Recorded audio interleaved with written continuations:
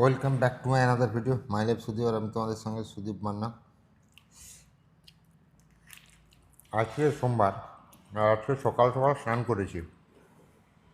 স্নান করে ফ্রেশ হয়ে গেছি। স্নান করার একটাই কারণ, মানে লাস্ট 5-6 দিন স্নান করা হয়নি। আজকে সকালবেলা দেখি এই বাম নাক দিয়ে হঠাৎ একটু রক্ত বেরোলো। সেই কারণে একটু ভয় পড়ে গেছি। শরীরটা ভেতর থেকে কড়া হয়ে গেছে, কারণ ট্রেন জার্নি করে এসেছি। তারপরে এখানে আসলে স্নান করার সময় হচ্ছিল না। সকালে 9টা-9:30 সময় ডাক্তারবাবুর কাছে চলে গেলে কাজ শেষ হতে বিকাল 3টা, তো তখন আর স্নান করার সময় হচ্ছিল না। আর সকালে এদিকে ঠান্ডাটা যেহেতু আছে, ট্যাঙ্কির জলটা ভীষণ ঠান্ডা, তো সকাল সকাল স্নান করা কষ্ট হতো। তো আজকে সেই ঠান্ডা জলেই খুব কষ্টে স্নান করে নিয়েছি। আর গতকালের খিচুড়ি, যেটা রাতের ডিনারের জন্য দিয়েছিল, আমরা খেয়েছিলাম কিছুটা। আর বাদ বাকি একটু রেখেছিলাম, আজকে সকালে টিফিন করে নিচ্ছি। বাড়ি থেকে যে মুড়ি নিয়ে আসা হয়েছে, আমরা তো ওই 3-4 দিন কি 5-7 দিন থাকবো, সেই হিসাবে যে একটা যেরকম মুড়ি লাগে সেরকম নিয়ে এসেছি। কিন্তু এখানে তো সেটা হলো না, এখানে তো তার উল্টা হয়ে গেল। 1 মাস থাকতে হবে, তো কিছু না হলে খেয়ে তো বাঁচতে হবে, অন্যান্য কিছু যাই হোক। তো সেই কারণে মুড়ি একটু বাঁচিয়ে রাতের খাবার একটু রেখে দিয়ে সেটা খাচ্ছি। এটাও ভালো আছে, যেহেতু ঠান্ডা আছে, মানে খিচুড়িটাও ভালো আছে। তো এইভাবে চলছে, 1 মাস চলবে। আজকে সোমবার, আজকে ওপিডি পুরো ভর্তি। আর আজকে ডাক্তারবাবু বসছেন, যে ডাক্তারবাবুকে রাজা সিংলা স্যারকে আমরা দেখাবো, উনিও বসছেন। তো ভর্তি, উনি এবার ওপিডি করার পরে ভিজিট করতে আসবেন। তো সব মিলিয়ে দেখা যাক কী হয়। তো আজকে ভিডিওটা শুরু করলাম সকাল থেকে। আপনারা আশা করি পাশে থাকবেন, সম্পূর্ণ ভিডিওটা দেখবেন। নমস্কার, welcome to my another video my life Sudip, আর আমি আপনাদের সঙ্গে সুদীপ মান্না। আজকে হচ্ছে 4 তারিখ, মাঝখানে 2-3 দিন আমি ভিডিও করিনি। কারণ অনেকগুলো কারণে একদিন ভিডিও দেইনি আমাদের চ্যানেলে। অনেকগুলো কারণের মধ্যে একটা কারণ হচ্ছে আমাদের যে নতুন চ্যানেল, আপনারা যারা আমার দর্শক তারা জানেন অবশ্যই, আমাদের একটা নতুন চ্যানেল খোলা হয়েছে মেদিনীপুর ডায়েরি নামে। আপনারা সার্চ করে দেখবেন, পেয়েও যাবেন। তো সেই মেদিনীপুর ডায়েরিতে অনেক মানুষ এসে এরকম কমেন্ট করছেন যে ওখানে গিয়ে টাকা মেরে নিচ্ছে, এখানে একটা বাজে জায়গায় গেছো, এগুলো নিচ্ছে। অ্যাকচুয়ালি আমরা এসেছি একটা কেন্দ্র সরকারের হাসপাতালে, আয়ুষ হাসপাতাল। এটা কোনো প্রাইভেট নয়, মানে প্রাইভেট হাসপাতাল নয়, কেন্দ্র সরকারের হাসপাতাল। আর সব কিছু রিসার্চ করেই এসেছি। আমি এসেছি মানে আজকে 2008 থেকে আমি এই রোগে ভুগছি, এবং আমি নিজেই হোমিওপ্যাথি আয়ুর্বেদিকের চিকিৎসা বিশ্বাস করতাম না, কারণ আমি আয়ুর্বেদিক চিকিৎসাও করিয়েছি, সেখান থেকে সুফল পাইনি। হোমিওপ্যাথি করিয়ে আজকে আমার এই পরিস্থিতি। তো সেখানে আমি হোমিওপ্যাথি আয়ুর্বেদিকে বিশ্বাসই করতাম না, অ্যালোপ্যাথি ছাড়া। আমি আমার বিভিন্ন মানুষের সঙ্গে কথা বলা দেখেছেন, অ্যালোপ্যাথি ছাড়া কথাই বলি না। কিন্তু আমার চোখের সামনে দেখা আমাদের ওইখানে ঠাকুরদার, উনি আসবেনও কয়েকদিনের ভেতরে। উনি লাস্ট 2 বছর এইখানে চিকিৎসা হয়ে অনেকটাই ভালো আছেন। ওনার হিপ রিপ্লেসমেন্টের মতো পরিস্থিতি চলে এসেছিলো। তারপরে সিদ্ধাঁড়া ব্যাম্বু হয়ে যাচ্ছিলো, মানে স্টিফ হয়ে বেঁকে যাচ্ছিলো, বেঁকে গেছিলো অনেকটা, সেখান থেকে অনেকটা রিকভার করেছে। তো ওনার সুস্থতা দেখে উনি আমার সঙ্গে একবার যোগাযোগ করেন যে ভাই, অনেক তো চেষ্টা করলাম, বা তুমিও করলে একবার ওইখানে যাও বলছি। তারপরে ওনার সঙ্গে দেখা করতে গেছিলাম, আমি সৌমেন দুজনে দেখা করতে গেছিলাম। উনি ছিলেন পেশাগতভাবে মেডিকেল রিপ্রেজেন্টেটিভ, তার মানে ওনার মেডিকেল সম্বন্ধে অনেক ধ্যান ধারণা জ্ঞানও ছিল, আছেও। উনি এইখানে ওষুধ খেয়ে বর্তমানে ভালো আছেন। হ্যাঁ, রাজা সিংলা স্যারের কাছ থেকে ওষুধ খেয়ে চিকিৎসা পেয়ে ভালো আছেন। তো সেই কারণে এখানে আসা। বর্তমান আমার আজ পর্যন্ত কোনো প্রকার ওষুধ চালু হয়নি, যা হচ্ছে থেরাপি হচ্ছে। চুনপুটলি, তারপরে আবস্তি, তারপরে আইআর চেম্বার, এই 3টাই ট্রিটমেন্ট চলছে আমার। তো জীবনের একবার ট্রাই করে দেখছি, যদি আয়ুর্বেদিক এই ট্রিটমেন্টে যদি ভালো থাকা যায় তাহলে ভালো, আর না হলে তো আমাকে যেই লাইফে ছিলাম আমি, যেই চিকিৎসা হচ্ছিলাম আমি, সেটাই হতে হবে। আর আরেকটুকু এই কথা বলি, আমি এসেছি 24 তারিখ ট্রেনে উঠেছি, 25 তারিখ রাতে নেমেছি, 25 তারিখ রাতে নেমেছি, 26 তারিখ ডাক্তার দেখিয়েছি। এবার 26 তারিখ থেকে আজকে 4 তারিখ, যে কটা দিন হলো, আজ পর্যন্ত আমাকে পেন কিলার নিতে হয়নি। আমি অনেক সিঁড়িতে ওঠানামা করছি, তারপরে এদিক ওদিক যাচ্ছি, সব কিছুই করছি, কিন্তু পেন কিলার নিতে হয়নি। আমার ওষুধ এখনও মানে আয়ুর্বেদিক ওষুধ এখনও চালু হয়নি, আমি অ্যালোপ্যাথি ওষুধ খাচ্ছি, কিন্তু আমাকে কোনো পেন কিলার নিতে হয়নি। যে মানুষটাকে প্রতিদিন একটা করে পেন কিলার নিতে হতো, তাকে পেন কিলার বর্তমান নিতে হচ্ছে না। এটা তো বর্তমান পজিটিভ সাইন দেখছি। এখনও তো ওষুধ চালু হয়নি, তো দেখা যাক। তো যাই হোক, অনেক কিছু কথা বললাম। আর দ্বিতীয় কথা, আমি আমার ডেসক্রিপশানে এই হাসপাতালের লোকেশানটা দিয়ে রাখবো। আপনারা চাইলে লোকেশান দেখে বা ওয়েবসাইট দেখে বা কোথাও থেকে রিসার্চ করে দেখার যদি থাকে আপনাদের, অবশ্যই রিসার্চ করে দেখবেন। আর বলছেন যে হাসপাতালে পেশেন্ট নেই, অ্যাকচুয়ালি সত্যিই হাসপাতালে পেশেন্ট নেই। আমরা যে সমস্ত ওয়ার্ডে আছি, এই ওয়ার্ডটা হচ্ছে একদম বিষ খাওয়া রোগী, যারা মাতাল রোগী তাদের জন্য। তো এই ওয়ার্ডগুলোতে পেশেন্ট নেই। পেশেন্ট জেনারেলি মানে পুরুষ ওয়ার্ড আর মহিলা ওয়ার্ড উপরে আছে, সেগুলোতে পেশেন্ট ভর্তি আছে। আর এগুলো সরকারি জিনিস, তো দরকার হলে একটা বানিয়েছে 10টা, আর রক্ষণাবেক্ষণের দরকার নেই, কোনো রকম পড়ে আছে, এইরকম পরিস্থিতি। তো আর এই যে চিকিৎসা, একদিনের জন্য চিকিৎসা হতে হলে প্রত্যেককে বেডে শুতে হবে, শুয়ে চিকিৎসা করায়। তো সেই কারণেই হয়তো বেড সংখ্যাটা বেশি আছে, বাকি কিছু জানি না। তো আর একটা সমস্যা কি, আমাকে আর সাক্ষীকে আলাদা রাখতে হলে সাক্ষী মহিলা ওয়ার্ডে দিতে হবে, আমাকে পুরুষ ওয়ার্ডে দিতে হবে। সেখান থেকে বাঁচার জন্য, মানে সেরকম যাতে না হয় তার জন্য সাক্ষীকে আমাকে এই একটাই ঘরে দিয়েছে, যাতে আমরা দুজনে একসঙ্গে থাকতে পারি। নাহলে পুরুষ ওয়ার্ডে পুরুষ থাকতো, মহিলা ওয়ার্ডে মহিলা থাকতো। তো এইটা হচ্ছে ফ্যাক্ট। তো সব মিলিয়ে বোঝাতে পারলাম আশা করি এই হাসপাতালের সুবিধা অসুবিধা বা সমস্যার কথা, বা আমরা কেন এসেছি এখানে। যাই হোক, এখন যাব একটু বাইরে। আজকে এদিকে হোলি, গতকাল আমাদের দিকে হোলি হয়ে গেছে, আজকে হচ্ছে এদিকে হোলি। যাই একটু বাইরের দিকে, কি হচ্ছে না হচ্ছে। আর যেহেতু আজকে চিকিৎসা হবে না, এই হাসপাতালে সুবিধা আছে, যখন খুশি যাও, যখন খুশি আসো, খালি চিকিৎসার সময় উপস্থিত থাকতে হবে। তো এটাই হচ্ছে ফ্যাক্ট। আর আজকে খাওয়ারও দেবে না। তো যাই হোক, একটু যাব। তো মোটামুটি বাইরে এসেছিলাম, হাসপাতাল থেকে বাইরে একটু আখের জুস নিলাম।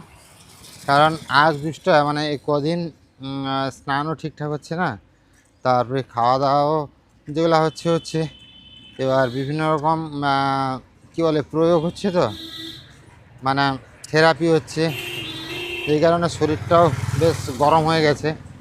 আর আমার শরীর গরম হয়ে গেলে নাক থেকে রক্ত আসে, আর সেরকম গত রাতেও নাক থেকে একটু হালকা রক্ত এসছে। এটা আমি যখন আমি বাচ্চা ছিলাম, মানে যখন ক্লাস 7-8 পড়তাম, তখন নাকে ঘন ঘন রক্ত আসতো। আমাদের কাঁথিতে ইএনটি স্পেশালিস্টকে দেখানো হয়েছিল যে কোনো সমস্যা নেই, এটা একটা নর্মালি হয়। তারপরে আমি ভ্যালোর গেছিলাম যে 2012-তে প্রথমবার, তখনও নাকে আমার রক্ত আসতো। সেখানে ইএনটি স্পেশালিস্টকে দেখিয়ে নাকের কী বলে আলট্রা সাউন্ড নয়, এন্ডোস্কোপি, নাকের এন্ডোস্কোপি করে তারা চেক করেছিল যে কোনো সমস্যা আছে নাকি, বাট কোনো সমস্যা পায়নি। তো নাকে সেটা কোনো সমস্যা নয়, এটা ন্যাচারালি শরীর একটু কড়া হয়ে গেলে বা একটা মানে স্নান টান ঠিকঠাক না করলে টরলে মাঝে মাঝে নাক দিয়ে একটু রক্ত পড়ে, বলছে এটা কোনো ব্যাপার না, এটা ঠিক হয়ে যাবে ধীরে ধীরে। তো সেই কারণে আজকে একটু আখের জুস খেলাম, যাতে শরীরটা একটু ঠান্ডা থাকে। তো এবার চলো সাকি হাসপাতালের দিকে, নাকি দেরি করে কী হবে, চলো। আজকে হরিয়ানাতে হোলি, তো যেই কারণে আজকে হাসপাতালে সব কিছু ছুটি, আর হাসপাতাল থেকে আজকে খাওয়া দেওয়া হবে না। তো কি করা যায়, পাশাপাশি কোনো হোটেল নেই। একটা মিষ্টির দোকান আছে যেখানে শুধু সিঙ্গাড়া আর ব্রেড পকোড়া পাওয়া যায়, ওগুলো খেয়ে তো থাকা সম্ভব নয়, যেহেতু আমরা কদিন রুটি খাচ্ছি দুপুরবেলা। তো সেহেতু আমাদের জন্য একটু সমস্যার ব্যাপার হচ্ছে। তো এই জন্য সাকির মোবাইলে নতুন একটা জোম্যাটো আইডি খুলেছিলাম, তাতে একটা অফার দিচ্ছিল 80 টাকা, 79 টাকায় রাজমা চাওয়াল আর 79 টাকায় কাঠি চাওয়াল। বলতে বলতে চলে এসছে দাদা। এই যে নেব অর্ডারগুলো, এই খেতে হবে দুপুরবেলা। এই যে একটা এলো রাজমা চাওয়াল, আর একটা রেস্টুরেন্ট থেকে কাঠি চাওয়াল, মানে কাঠি আর ভাত দিয়েছিলাম, সেটা আসছে। এটা হচ্ছে রাজমা আর ভাত। তো সাকি একটু নিচে রাখি, 3টা প্যাকেট নিয়ে যেতে হবে, তাই তো 2টা প্যাকেট নিয়ে যেতে হবে, তাই কি কত দিনের পরে ভাত খাই বলো? অনেক দিন পর, আজ 8 দিন মনে হয়, 8 না 9 দিন, না 9 দিনের ভাত খাবো। খেতাম না, মানে আজকে তো এখানটায় ছুটি আছে হাসপাতালে, তার জন্য কিছু তো একটা দুপুরে খেতে হবে। ওই জন্য আপনাদের দাদা অর্ডার দিল কিছু, এই জন্য সিঙ্গাড়া আর ব্রেড পকোড়া খেয়ে থাকা সম্ভব নয়। দুপুরবেলা ওগুলো খেয়ে থাকা যায় এই না, রুটি হলে তবু ঠিক ছিল। ছিল। আর তারপরে সেরকম এদিকে তো দোকান টোকান সেরকম নেই, মে- এই জন্য। আজ যে দুজন যে দাদা ভর্তি আছে, আমার যে প্রথম দিন ইঞ্জেকশন দিতে যেখানে ঢুকেছিলাম না, হ্যাঁ সেখানে যে দাদারা ছিল, হ্যাঁ। তারা খাবার খুঁজতে বেরিয়েছে, বলছে এরকম জানলে আমরাও অর্ডার দিয়ে দিতাম। এখন দুপুরবেলা কি খাবো, খাওয়ার তো দেবে না দুপুরবেলা। দুপুরবেলা তো দিয়ে বলছে যে দেখা যাক, সিঙ্গাড়া না হয় খেয়ে নেবো, এরকম বলছে। এখন কি হয় দেখা যাক, তারা করে গেছে। তা আমরা একটু ভাত খেতে পাবো। আরও অর্ডার আছে নাকি? হ্যাঁ, এটা একটা এসছে রাজমা চাওয়াল, আর একটা কাঠি চাওয়াল আসবে। দুজনের দুটো না হলে কি খেতে পারবে? তুমিও তো খাবে, হ্যাঁ তুমিও খাবে, আমিও খাবো। এইটুকু আছে বলো। হ্যাঁ, এইটুকু 80 টাকা দাম। যাই হোক, পেট ভরলেই গেল। আর এতটুকু থাকুক আর যতটুকু থাকুক না। অসুবিধা হতো না, হাসপাতালে যে খাবারটা দেয় সুন্দর হয়ে যায়, রুটি তরকারি দেয়, কিন্তু আজকে কি কিছু উপায় নেই, এখানটায় ছুটি আছে আর কি করবো, এটা তো হবে কিছু। বহুদিন পর তো ভাত খেলে, কেমন বলো? আমার কোনো অসুবিধা নেই। আমার দিল্লিতে যখন ছিলাম, এই রাজমা চাওয়াল, কাঠি চাওয়াল, এগুলো আমার ফেভারিট ছিল। তোমার এতটা অসুবিধা হবে না তাহলে। আমার সত্যি কথা বলতে কি, ভারতবর্ষে কোনো খাবার সমস্যা নেই। ভ্যালুর গেলে বাবা বলতো ইডলি ভালো লাগে না, ধোসা ভালো লাগে না, আমার ওগুলো ভালো লাগতো, কোনো অসুবিধা নেই। মানে এখানেও আমার সব খাবার ভালো লাগে। নর্থ ইন্ডিয়া কারি চাওয়াল, রাজমা চাওয়াল। আর কারি চাওয়াল খেলে না হ্যাঁ, একটু ক্ষতি কম হয়। এখানটার কোনো খাওয়ার ক্ষতি করবে না শরীরে, কি বলো? না না, নর্থের দিকে হেভি রিচ রান্না হয়, প্রচুর এরা বাটার প্রচুর খায়, ঘি প্রচুর খায়, ঠিক আছে। হ্যাঁ কিন্তু এই যে কারি চাওয়ালে কারিতে একদম কিছু থাকে না, দই দিয়ে রান্না হয়। হ্যাঁ। না, আমাদের তো এতক্ষণে খাওয়া চলে আসতো, খেয়েও নিতাম বলো। এই জন্য আজকে তাড়াতাড়ি খিদেও পেয়ে গেছে, কখন দুটো এক মুঠো করে মুড়ি খেয়েছিলাম সকালবেলা। হুম আমাদের টাইমে খাওয়া হয়ে যায় তো 12টার দিকে আরও, হুম। মানে এই জন্য আজকে প্রচুর খিদে পেয়ে গেছে। কী করবে, হ্যাঁ, কিছু করার নেই, অসুখ দেখাতে এসেছি আমরা, কি আর ঘুরতে এসেছি গো। সে তো ঠিক। এরকম খেয়ে যদি সুস্থ হয়ে বাড়ি ফিরতে পারি, মা আবার মুখে হাসি তো ফোটাতে পারবো। হ্যাঁ, দারুণ। খেয়ে নাও তাহলে। হুম হুম হুম।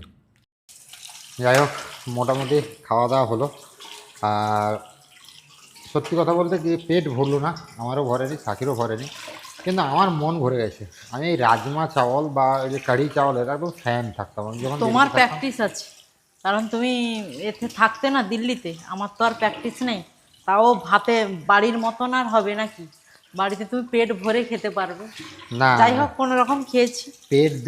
পেট ভরে খেলেও সমস্যার ব্যাপার আছে, সেটা নয়। কিন্তু মোটামুটি ঘটনা যেটা হচ্ছে, কারি চাওয়ালটা কিন্তু দিল্লির একদম ফেমাস আইটেম, বুঝতে পারলো তো ওটাকে। হ্যাঁ ওইটা বিশেষ করে লেবার শ্রেণীর লোকেরা, যেখানে রিক্সাওয়ালা, টোটোওয়ালা, বিভিন্ন লোকেরা কাজ করে, তারা দুপুরবেলা হ্যাঁ খাওয়ার জন্য এইটাই প্রেফার করে বেশি। কারণ 40-50 টাকা, 60 টাকা, 70 টাকায় হ্যাঁ এক প্লেট ভাত। আর একটু এটা জোম্যাটো থেকে আনা হয়েছে বলে কম দিয়েছে, না হলে যারা বসে বিক্রি করে হ্যাঁ তারা অনেকটাই পরিমাণ দেয়। আর আশেপাশে সেরকম হোটেল নেই বা রেডি নেই, বসে যেখানে বিক্রি হচ্ছে যেখান থেকে কিনে খাবো, তো যার ফলে জোম্যাটো থেকে অর্ডার দিতে হলো। তাও না সাকি, হ্যাঁ বলো। তোমার ফোনে নতুন আইডি খুলে অর্ডার দেওয়া হয়েছিল বলেই হ্যাঁ, একটু কম কম নিয়েছে। পয়সায় হয়েছে। তো যাই হোক, খাওয়া দাওয়া হলো, এবার একটু বিশ্রাম নেবো। আজকে একটা কী ছিল, অবস্থি ছিল, অবস্থি মনে হয় আজকে আর হবে না, কেউ তো নেই স্টাফ। কেউ তো নেই আজকে, হ্যাঁ, এখন স্টাফ নেই। খাওয়া দাওয়া করে একটু ঘুম দেব, দেখি বিকালবেলা উঠে যদি আশেপাশে কোথাও যেতে পারা যায়। ভাবছিলাম যে আশেপাশে 2-4 কিলোমিটার ভেতরে যদি কোনো কিছু দেখার আছে যাব, সেই সুযোগটা হচ্ছিল না। আর হাসপাতালে থেকে থেকে সত্যি মেন্টালি, মানে শারীরিক কতটা গ্রো হচ্ছে বলতে পারবো না, কারণ পেন কিলার খেতে হয়নি, মানে ধীরে ধীরে ধীরে হয়তো হচ্ছে একটু আধটু, কিন্তু মানসিকভাবে আমরা ডিপ্রেসড হয়ে পড়ছি। হ্যাঁ, কারণ এক ঘরে বন্দি হয়ে থেকে থাকাটা বড় কঠিন ব্যাপার। আর সবচেয়ে কঠিন হচ্ছে সাকির জন্য, কারণ সে কারোর সঙ্গে কথা বলতে পারছে না। মানে আমি হিন্দি কথাটা তো বলতে পারছি না, না, এই জন্য আমার বেশি অসুবিধা হচ্ছে যে আমি একটা কারোর সঙ্গে যে মনের কথা বা কিছু এমনি খুলে বলবো, বলতে তো পারছি না, সেটা বোবা হয়ে আছি একদম। কি আর করব, ওই বাড়ির যতটুকু মানে বাবা মাকে ফোন করি বা কোনো বন্ধু বান্ধবকে ফোন করি, ওই কথা, না হলে আর ওর সঙ্গে কথা হয়, না হলে আর কারোর সঙ্গে আমার কথা হয় না। মানে আমি বুঝতে পারি, বলতে পারি না, এটাই আমার অসুবিধা। যাই হোক, তো সেই কারণেই তো দেখা যাক কি হয়। এখন একটু বিশ্রাম করব, কারণ বিশ্রামের অত্যন্ত জরুরি।